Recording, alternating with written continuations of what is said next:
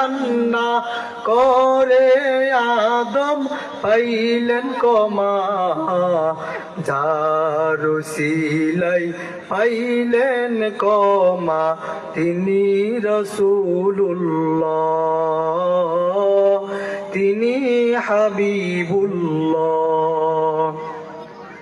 কয়েক শত বছর কান্না, কয়েক শত বছর কান্না করে আদম পাইলেন ক্ষমা, যার উসিলাই পাইলেন ক্ষমা তিনি রাসূলুল্লাহ, তিনি হাবিবুল্লাহ। যার শরীরের গাম জমায়া, যার শরীরের গাম জমায়া আতর বানাইতেন সাহাবা, আতর বানাইতেন সাহাবা, যার উসিলাই পাইব জান্নাত তিনি রাসূলুল্লাহ,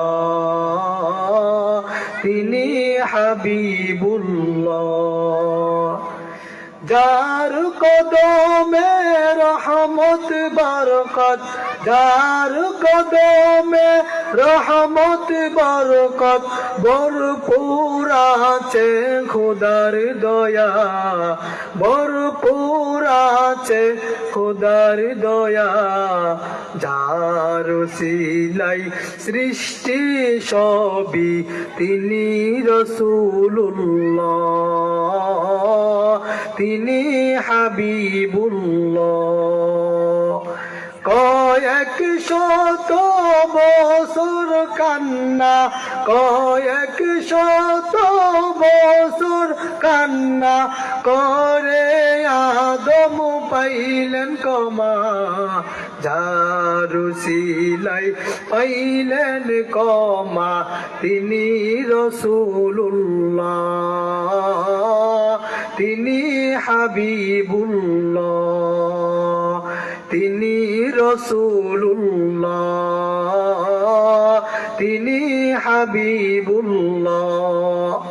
এমন একজন নবী আমরা পাইলাম, যেই নবী তার ৬৩ বছর জিন্দগির মধ্যে এমন একটা দিন নাই, এমন একটা মুহূর্ত আল্লাহর নবীর এরকম গেছে না যেই মুহূর্ত নবী কান্না করে নাই। বেশিরভাগ সময় আমার নবী গুনাহগার উম্মতের কথা স্মরণ করে করে আমার নবী কান্না করছে। কিরকম ভাবে আমার নবী উম্মতের জন্য কান্না করছে। আমার মায়ার নবীর বয়স যখন ৮ বছর হয়, ৮ বছর আমার মায়ার নবীর বয়স হওয়ার কারণে, বয়স হওয়ার সময় আমার নবী একদিন তার মনের মধ্যে বিরহ ব্যথা নিয়া, বিরহ কষ্ট নিয়া পাহাড়ের কাছ দিয়া যায় আর চোখের পানি ছেড়ে দিয়া দিয়া কান্না করি। আমার নবী কিরকম ভাবে কান্না করে, আমার নবী বলে আল্লাহ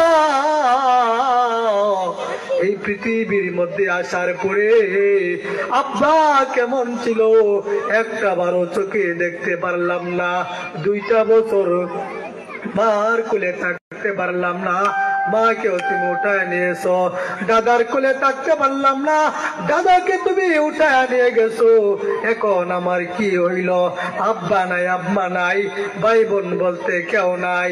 এই কথা বলে আমার নবী শিশু নবী মরুভূমি দিয়া যায় আর কান্না করে।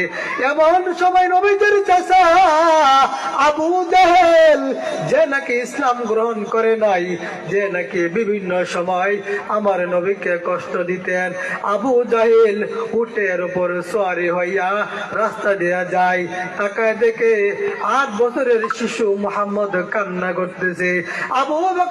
আবু জাহেল ডাকতে বলে, বাতিজা কেন তুমি কান্না করো, তোমার এই কান্নার কারণ কি, বলবা কি জন্য তুমি কান্না করো? বুঝেছি মার কথা মনে পড়েছে, এই জন্য তুমি কান্না করো। আমার নবী বলেন না, মার জন্য আমি কান্না করি নাই। আমার আবু জাহেল ডাক দেয়া বলে, বলো তাহলে কি তোমার আব্বার কথা মনে পড়েছে? না হয় আব্বার জন্য কান্না করো। আমার নবী উত্তর দেয়, না আমি আব্বার জন্য কান্না করি নাই। তাহলে কি জন্য কান্না করো? আমার নবীকে বলে, বলছি দাদার কথা মনে পড়েছে। না দাদার কথা মনে পড়ে নাই।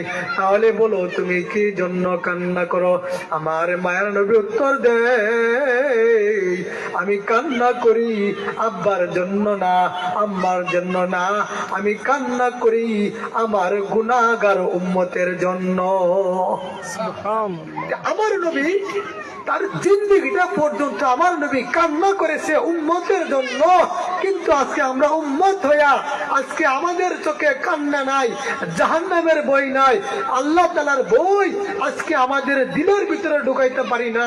আরে দেখা যায় অনেক সময় হাসার জন্য আমরা বন্ধুদেরকে নিয়ে আড্ডা দেই, অনেক সময় দেখা যায় হাসার জন্য আমরা টিভির সামনে বসি, নগ্ন সিনেমা দেখি, অনেক সময় দেখা যায় হাসার জন্য আমরা কত কিছু করি, হাসার জন্য আমরা বিভিন্ন জায়গায় সফর করার জন্য যাই।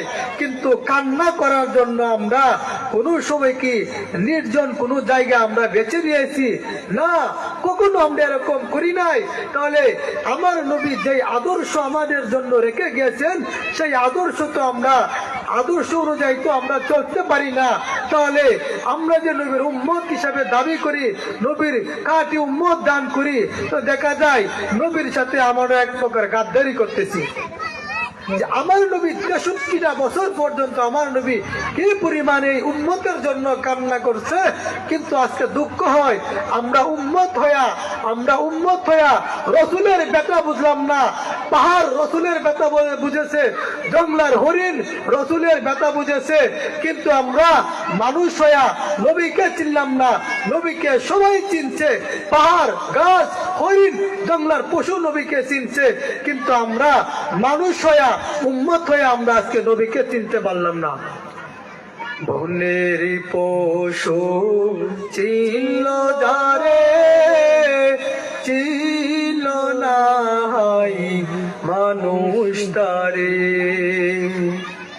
বনের পশু চিনল যারে, চিনল না মানুষ তারে।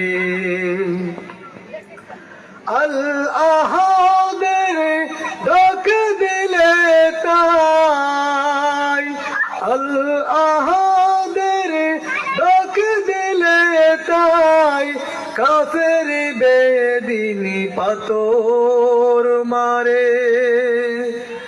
চিনল না মানুষ তারে। বনের পশু চিনল যারে, চিনল না মানুষ তারে। ঠিক কিনা? আজকে বনের পশু নবীকে চিনছে, গাছে নবীকে চিনছে, পাখি নবীকে চিনে, সব কিছু নবীকে চিনে, নবীর মহব্বত তারা অন্তরের মধ্যে লালন করে। কিন্তু আমরা উম্মত হইয়া নবীকে চিনি না। আরে যদি আমরা উম্মত হইয়া নবীকে চিনতাম, যখন নাকি নবীর ইজ্জত হুরমতের উপরে আঘাত আসে, উম্মত হিসাবে সর্বপ্রথম তো আমরাই প্রতিবাদ করে এগিয়ে যাওয়ার কথা ছিল। যদি নবীর মহব্বত আর অন্তরই আমার আপনার ভিতরে থাকতো, তো কখনো আমার এই জবান দিয়া অযথা হাসি তামাশা আসার কথা ছিল না। আমার নবী যেরকম ভাবে তার 63টা বছর কান্না করে জিন্দগি কাটিয়েছে, আমরাও আজকে উম্মত হইয়া সেরকম ভাবে কান্নাওয়ালা আমরা জীবন যাপন করতে পারতাম। এই জন্য আল্লাহ রাব্বুল আলামিন বলেন, ফালইয়াদহাকু কালিলাউ ওয়ালয়াবকু কাসীরা। আল্লাহ বলেন, দুনিয়ার মধ্যে তোমরা কম হাসো, বেশি করে কান্না করো, কেননা কান্নার পানি, চোখের পানি জাহান্নামের আগুনকে নিবানোর জন্য যথেষ্ট। কেননা এই চোখের পানির কি দাম জানো? আল্লাহ যে বলেছেন